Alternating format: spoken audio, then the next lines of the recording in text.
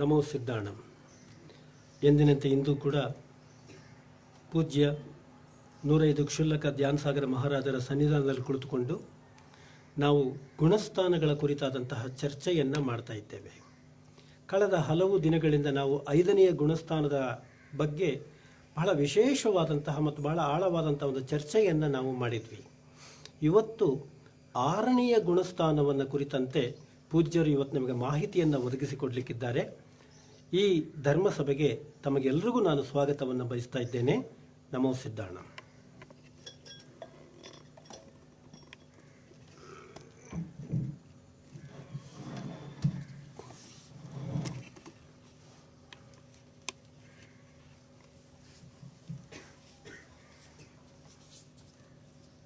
ओम नमः सिद्धेभ्यः.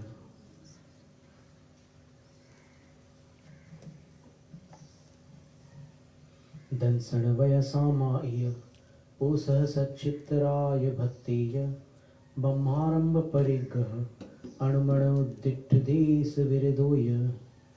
गोमटसार जीव कांड में गाथा आती है कि देश विरत गुणस्थान में ये 11 प्रतिमाएं आती है. तो इनको आचार्य समंतभद्र स्वामी ने 11 पद कहा है. आचार्य वसुनंदी सिद्धांत चक्रवर्ती ने वसुनंदी श्रावकाचार में 11 स्थान कहा है और तत्वसार की टीका में इनको प्रतिमा कह रहे हैं. सामायिक प्रतिमा है, सामायिक की मूर्ति हो गया वो श्रावक जो है वो 3 बार आप देखना वो सामायिक की अनुष्ठान में संलग्न मिलेगा तो मूर्ति हो गया. तो जिस प्रतिमा के जितने नियम और गुण हैं वो प्रतिमाधारी के अंदर व्यवस्थित इस प्रकार से हो जाते हैं कि वो प्रतिमाधारी प्रतिमा हो जाता है, उन गुणों की प्रतिमा हो जाता है. तो गत सत्र में चतुर्थ प्रतिमा जिसका नाम प्रोषद प्रतिमा था उसका विवरण अपन सुन रहे थे. तो प्रोषद उपवास की जो उत्कृष्ट विधि थी उसके अंतर्गत अपन ने देखा कि सप्तमी को एक बार भोजन करके फिर दोपहर में अष्टमी के उपवास का संकल्प कर लेता है और संकल्प करके रात्रि जागरण करता है, स्वाध्याय पूर्वक रात्रि को व्यतीत करता है, निद्रा को जीतता है, धर्मामृत का अपने कर्णों से श्रवण करता है और दूसरों को श्रवण कराता है, पिलाता है धर्म रूपी अमृत.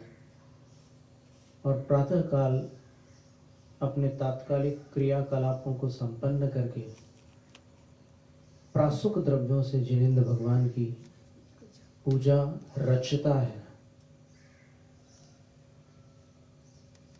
और अपन ने ये समझा था कि जय धवला में एक नियम बताया है कि जिन पूजा नवन पूर्वक ही होती है. और आचार्य वीरसेन स्वामी के वचनों अनुसार जिण पूजा करणाणुवत्ती दो नवनादि बाबारी ही बिना. नवन आदिक क्रियाओं के बिना जिन पूजा बन नहीं सकती. ये जो शब्द है बन नहीं सकती, इससे स्पष्ट है कि दिगंबर परंपरा में जिन पूजा अभिषेक के साथ ही होती है, ही वहां पर भी और फिर वो नहीं लगाना है. स्यादवाद जो है वो जैन दर्शन में है. जैन धर्म में तो जिनाज्ञा प्रधान है, आगम प्रमाण है. वस्तु स्वरूप को समझने में स्यादवाद है क्योंकि वस्तु अनेकांत रूप है और अनेकांत को समझाने वाली वचन प्रणाली स्यादवाद ही हो सकती है और कोई वचन प्रणाली तो नहीं हो सकती. पर जो आचार पद्धति है वो आदेश प्रधान है, विचार पद्धति परीक्षा प्रधान है. इसलिए दर्शन शास्त्र पढ़ते समय परीक्षा प्रधान ही होना और धर्म शास्त्र पढ़ते समय आज्ञा प्रधान ही होना योगसार प्रावृत ग्रंथ के अष्टम अधिकार में, जिसका नाम चारित्राधिकार है, आचार्य अमित गति लिखते हैं, काव्य क्रमांक 79 से 84 तक के काव्यों में वो बताते हैं कि क्रियाओं के 3 भेद हैं: बुद्धिपूर्वक क्रिया, ज्ञानपूर्वक क्रिया और असम्मोहपूर्वक क्रिया। बुद्धिपूर्वक क्रिया जो अपन अपनी बुद्धि लगाकर, अपने तर्क लगाकर जो क्रिया करते हैं, वो बुद्धिपूर्वक क्रिया होती है। थाली में 8 द्रव्य वही के वही हैं, लेकिन वो तर्क के आधार पर तैयार किए हुए हैं और उस पद्धति से वो पूजा हो रही है, वो बुद्धिपूर्वक क्रिया है। फिर ज्ञानपूर्वक क्रिया उसको कहते हैं कि जिसमें वह जीव जो भी पूजा करने वाला है और भी धार्मिक क्रिया करने वाला है, पूजा तो एक दृष्टांत मात्र है, वो अपनी बुद्धि नहीं लगाता। वो इस बात को अपनी श्रद्धा से स्वीकार करता है कि मुझसे अधिक बुद्धिमान पूर्वाचार्य और उनसे अधिक बुद्धिमान गणधर आदि और उनसे अधिक ज्ञान संपन्न केवली भगवान, उन केवली श्रुत केवली की परिपाटी से, श्रुत परंपरा से जो क्रियाएं मुझे आगम में मिल रही है, उसमें मेरी बुद्धि का कोई स्थान नहीं है। मैं उस क्रिया को यथावत स्वीकार करता हूं। उस क्रिया को ज्ञान पूर्वक क्रिया कहते हैं। और असम्मोह पूर्वक क्रिया उसको कहते हैं जब मोहनीय कर्म का अभाव हो जाता है और शेष जो ज्ञानावरण आदि कर्म है वो भी क्षय को प्राप्त हो जाते हैं, केवल ज्ञान उत्पन्न हो जाता है। और केवल ज्ञान उत्पन्न होने के बाद भी कुछ क्रियाएं होती हैं। ठाण निषिज्ज विहारा धम्मोपदेशो यणियदयो तेसिम अर्हंताणम काले मायाचारो विथीनम। प्रवचन सार की 45 क्रमांक इस गाथा में लिखा है कि ठहरना, निषिज्ज यानी पद्मासन में विराजमान होना, विहार करना कमलों पर, धर्मोपदेश करना और च शब्द से शुक्ल ध्यान, समुद्घात, कर्मों का क्षय आदि सारी क्रियाएं कर रहे हैं केवली भगवान। लेकिन नियतो तेसी, वो उनकी नियति है, वो बुद्धिपूर्वक नहीं करते, क्योंकि बुद्धि क्षयोपशमिक ज्ञान रूप होती है। उनका ज्ञान तो केवल ज्ञान है, क्षयिक ज्ञान है। तो उनकी जो परिणति होती है वो असम्मोह पूर्वक होती है और उस प्रवृत्ति से मोक्ष प्राप्त होता है। क्योंकि मोक्ष अंतरात्मा को प्राप्त नहीं होता, परमात्मा को प्राप्त होता है। ध्यान से सुनना बात को। और परमात्मा पद अंतरात्मा को प्राप्त होता है, मुक्ति पद परमात्मा को प्राप्त होता है। तो उनकी क्रिया असम्मोह पूर्वक क्रिया है। तो वो क्रिया अपन लोगों के हाथ की नहीं है, माने अपन उस क्रिया को नहीं कर सकते। तो अपने पास अब 2 क्रियाएं हैं। फिर आचार्य लिखते हैं श्लोक क्रमांक 84 में कि बुद्धिपूर्वक क्रिया संसार का कारण है।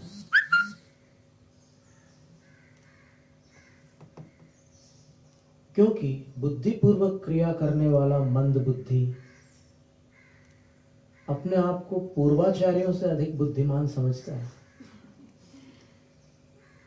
और अपने तर्क से वो क्रिया को संपन्न करता है, आगम से नहीं करता। और जो सम्यक दृष्टि जीव होता है उसकी श्रद्धा ये स्वीकार कर लेती है कि जो आगम से मुझे मिलेगा वो क्वचित, कदाचित, कथनचित भी अकल्याणकारी नहीं होगा। कहीं कभी किसी प्रकार से वो मेरा अकल्याण नहीं करेगा। वो जो भी है मुझे आंखों से कुछ भी दिखता हो, वो मेरी इंद्रिय का दोष है। भले वो सही दिख रहा है, कीड़े हैं फूल में दिख रहे हैं, लेकिन मैं जो उससे अर्थापत्ति ग्रहण करके पूजा की क्रिया को पाप क्रिया मानता हूं इन द्रव्यों से करने पर, वो मेरी बुद्धि का निर्णय है। जो चीज मुझे पाप दिख रही है, मुझसे अधिक तीक्ष्ण दृष्टि पूर्वाचार्यों की थी।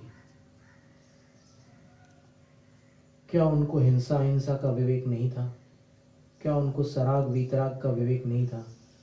क्या उनको श्रृंगार और वैराग्य का अंतर पता नहीं था? क्या उनको परिग्रह अपरिग्रह का भान नहीं था? तो फिर उन्होंने जो क्रियाएं लिखी है शास्त्रों में, उसमें बुद्धि लगाने की मुझे क्या आवश्यकता है? उन्होंने जो बताया है वो समीचीन बताया है, ये बात सम्यक दृष्टि हृदय से स्वीकार कर लेता है, और जब वो बुद्धि से समझने का भी प्रयत्न करता है तो उसका सम्यक ज्ञान जो उन्होंने बताया है वो किस अपेक्षा से सत्य है, किस अपेक्षा से सम्यक है, उसमें पुरुषार्थरत होता है। वो पद्धति गलत क्यों है, उस दिशा में उसके तर्क काम नहीं करते। वो पद्धति जो आगम सम्मत है वो सत्य क्यों है, उसमें उसकी बुद्धि का पुरुषार्थ काम करता है। तो ज्ञान पूर्वक क्रिया भवन्ति मुक्ति हेतवे, ये शब्द लिखें, मुक्ति में हेतु भूत हो जाती है। तो प्रोषदोपवास की उत्कृष्ट विधि में जो यथोक्तम लिखा हुआ है, निर्वर्तयेद यथोक्तम जिन पूजाम प्रासुकैर द्रव्यैहि, बस इतना कहा कि उपवास के दिन आपको प्रासुक द्रव्यों से पूजा करनी होगी, और उसके दूसरे दिन भी जब तक आप पारणा न कर लो तब तक आप जो पूजा करोगे प्रातःकाल, वो भी उसी विधि से करना, प्रासुक द्रव्यों से। तो ये 2 दिन की बात है। कौन से 2 दिन? अष्टमी और नवमी। सप्तमी को तो दोपहर में उसने संकल्प किया,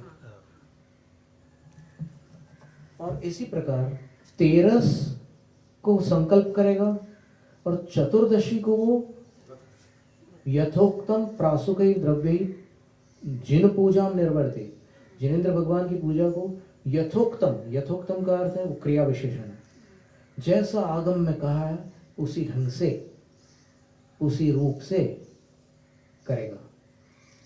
और चतुर्दशी को प्रासुक द्रव्यों से, और उसके बाद की कौन सी तिथि है?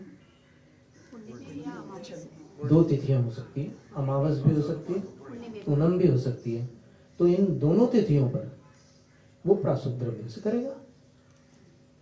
पर करेगा कैसी पूजा करेगा? जैसी आगम में आई है, यथोक्तम शब्द है पुरुषार्थ सिद्धिपाय ग्रंथ में, आचार्य अमृतचंद सूर्य ने लिखा है कि वो यथोक्त पूजा करेगा। फिर ये जो द्रव्यों के नाम लिखे हैं सर्वार्थ सिद्धि में, कोई पूछ सकता है कि समंतभद्र स्वामी ने तो नहीं लिखा ऐसा कुछ। समंतभद्र स्वामी ने तो लिखा स्नानांजन नस्यानाम उपवासे परिहृतिं कुर्यात्, स्नान अंजन नस्य, इन सब का उपवास के दिन परिहार करो। और आप कह रहे हो कि पूजा करो और अभिषेक करो, तो अभिषेक बिना स्नान के कैसे कर सकते हैं? तो इसका समाधान गत सत्र में दिया गया था कि स्नान द्विविध है। वैसे तो स्नान के 5 भेद हैं, शिर स्नान, कंठ स्नान आदि। अभी सब उसका विवरण नहीं करना चाहते, सिर्फ जानकारी की अपेक्षा। तो श्रावकाचार्यों में उल्लेख है कि जो गृहस्थ सांसारिक जीवन जी रहा है वो शुद्धि पूर्वक ही धर्म कार्य करें, इसलिए उसको शिर स्नान अथवा कंठ स्नान अनिवार्य है। अब शिर स्नान पुरुष तो प्रतिदिन कर सकते हैं, लेकिन माताएं प्रतिदिन नहीं कर पाती, तो उनके लिए कंठ स्नान का प्रावधान उपासक अध्ययन ग्रंथ में 1000 वर्ष पूर्व आचार्य सोमदेव सूरी ने यशस तिलक चंपू के अष्टम आश्वास में किया हुआ है। अब ये स्नान धर्मानुष्ठान की अपेक्षा है, और एक स्नान लौकिक स्नान होता है जो प्रतिदिन अपन अपने फ्रेश होने के लिए स्नान करते हैं। ये फ्रेश होने के लिए नहीं कर रहे हैं, ये वर्शिप के लिए कर रहे हैं और आहार दान के लिए कर रहे हैं। ऐसा नहीं है कि उपवास के दिन आहार नहीं देगा, खुद भूखा रहेगा, साधु को भूखा रखेगा क्या? ऐसा नहीं है। दान और पूजा तो गृहस्थ के मुख्य कर्तव्य है, श्रावक धर्म है। तो उपवास के दिन वो श्रावक धर्म का त्याग करके उपवास नहीं करेगा, श्रावक धर्म का पालन करते हुए उपवास करेगा। इसलिए उपवास के दिन जो अभिषेक करने के लिए और आहार दान के लिए स्नान किया जाता है, वो स्नान धर्म सापेक्ष है, उसका आचार्य महाराज निषेध नहीं कर रहे। और आप स्वयं विवेक से विचार करो कि उसका निषेध आचार्य महाराज कैसे कर सकते हैं। अगर उसका निषेध हो गया तो फिर ना पूजा कर सकता है, ना दान कर सकता है। दिन भर बैठे रहो, पढ़ते रहो, स्वाध्याय करते रहो। जिनकी ऐसी धारणा है वो वैसे ही करते हैं। लेकिन जो उसके अतिचार बताए हैं कि पूजा के द्रव्यों को बिना शोधे बिना देखे चढ़ाना प्रोषदोपवास का दोष है, अतिचार है, तो इसका अर्थ क्या हुआ? अगर पूजा करना ही वर्जित होता स्नान का निषेध होने से, तो फिर वो पूजा के द्रव्य कैसे चढ़ाता बिना देखे बिना शोधे? वो तो चढ़ा ही नहीं रहा है, तो देखने शोधने का सवाल ही नहीं है। तो जब वहां पर पूजा के द्रव्य चढ़ाने का वर्णन किया है, और वो सिर्फ तत्वार्थ सूत्र में सर्वार्थ सिद्धि में नहीं, उससे पूर्ववर्ती जो ग्रंथ है, तत्वार्थ सूत्र तो समंतभद्र स्वामी के पहले का ग्रंथ है, लेकिन समंतभद्र स्वामी ने रत्नकरण में लिखा ग्रहण विसर्गास्तरणा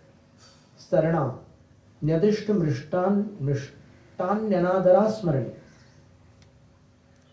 पूरे 5 अतिचार ज्यों के त्यों तत्वार्थ सूत्र के दिए उन्होंने। तो फिर बात तो वही हुई, बिना देखे शोधे अपने वस्त्रों को पहनना। वस्त्रों को थोड़ा सा फटकारना होता, कभी कभी उसमें जीव जंतु रहते हैं और आप ऐसे ही पहन करके टिक के बैठ जाओ तो फिर उसको क्षति पहुंच जाएगी। तो वस्त्रों को देख शोध करके पहनना, और पूजा के उपकरण जो है अरहंत आचार्य आदि के, गंध माल्य धूपादि नाम लिखे उन्होंने। गंध माल्य यानी मालाएं, और मालाएं जो आज चंदन की लकड़ियों की मालाएं बनती है या कृत्रिम पुष्पों की माला बनती है, ये पूर्वकालीन पद्धति नहीं है। कहीं किसी शास्त्र में ऐसा नहीं लिखा कि मालाएं ऐसी होती है। ये मालाएं तो सब क्या है, मॉडर्न एरा में माइंड जो है मॉडर्न माइंड है। तो मॉडर्न माइंडेड लोग जो हैं वो बहुत सारी चीजें डेवलप कर लेते हैं अपनी धारणाओं के अनुसार और अपनी कामनाओं के अनुसार। धारणा और कामना दोनों काम कर जाती है, और कंप्यूटराइज्ड जमाना है तो फिर और शॉर्टकट्स मिल जाते हैं। तो फिर उस काल में जो आचार्य समंतभद्र स्वामी, आचार्य उमा स्वामी ने जो कथन किया है, वो कौन सी माला हो सकती है? चंदन की लकड़ी की माला हो सकती है क्या? या जाप करने की माला हो सकती है? पूजा करने में क्या जाप पे माला का प्रयोग होगा? कदापि नहीं।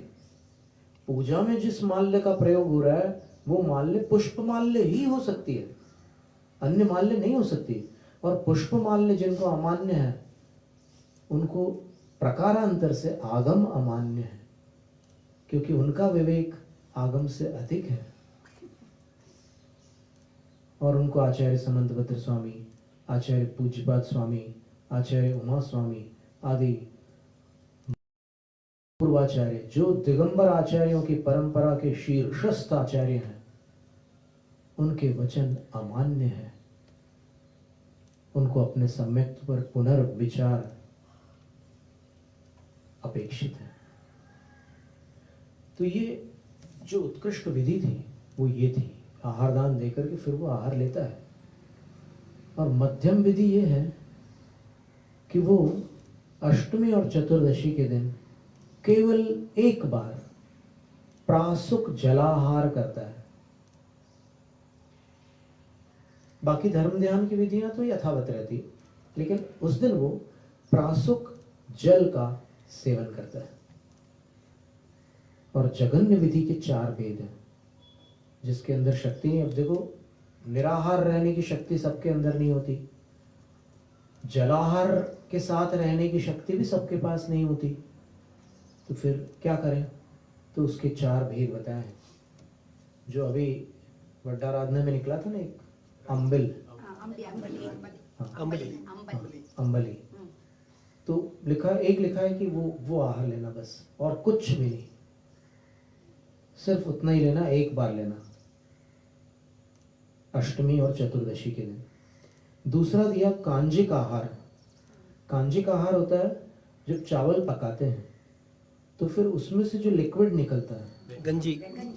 हाँ, वो देखो, कांजिक शब्द से गंजी शब्द बना कन्नड़ में, तो वो कांजिक आहार होता है, तो उसका सेवन करना है। ये दूसरी विधि हो गई। हाँ, वो पानी, वो लिक्विड, वो तरल पदार्थ, द्रव, भात नहीं लेना उस दिन, वो लेना है। तीसरा है कि आप सब कुछ ले सकते हैं, लेकिन षट रस आपको उस दिन बिल्कुल नहीं लेना है, बाकी सब कुछ ले लीजिए।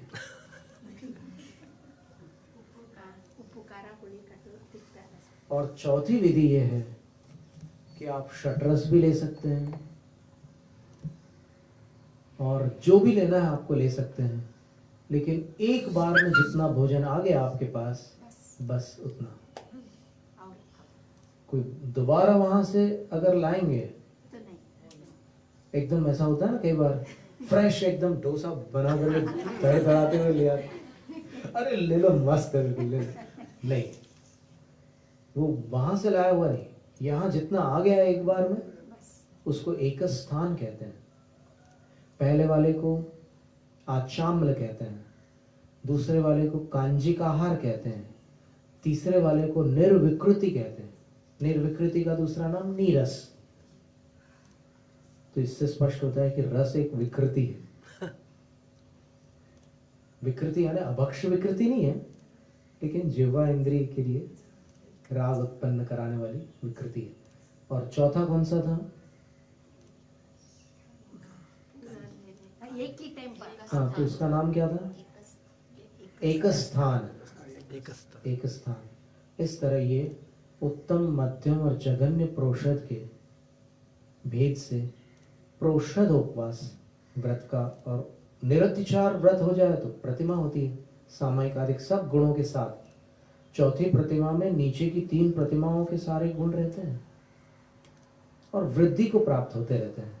तो इस तरह ये चतुर्थ प्रतिमा प्रोषद प्रतिमा थी। अगर आपको सुनने में रुचि हुई है, इसका मतलब ये है कि आपके अंतरात्मा में एक अभिलाषा उत्पन्न हुई है कि किसी दिन मुझे भी ये काम करना है। क्योंकि रुचि उत्पन्न नहीं होती ना, जब तक कोई चीज करने लायक ना हो, अपने काम की ना हो, तब तक इंटरेस्ट कैसे आ सकता है? तो इसको आपने अच्छे से सुना है, इसको सुनना भी बहुत बड़ी बात है। आगम के जो महत्वपूर्ण विषय है उनके विषय में एक श्लोक आता है पद्मनंदी पंचविंशति में, तत्प्रति प्रीति चित्तेन येन वार्तापि हि श्रुता निश्चितं स भवेद् भव्यो भावे निर्वाण भाजनम। उस आत्मा, परमात्मा और परमात्मा की बातों के प्रति प्रीति चित्तेन, प्रीति से भरे हुए चित्त के साथ, येन वार्ता भी श्रुता, जिसने एक बार भी ये चर्चाएं, वार्ता सुनी है, एक बार भी प्रीतिपूर्वक सुना है ये सब, निश्चितम स भवेत् भव्यो, वो निश्चित रूप से भव्य होता है, अभव्य नहीं। भावी निर्वाण भाजनम, भावी निर्वाण का पात्र होता है। जैनम जय प्रशासन।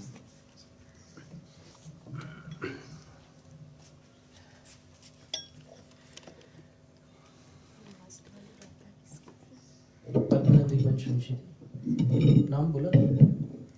ಪ್ರೋಷಧೋಪವಾಸದ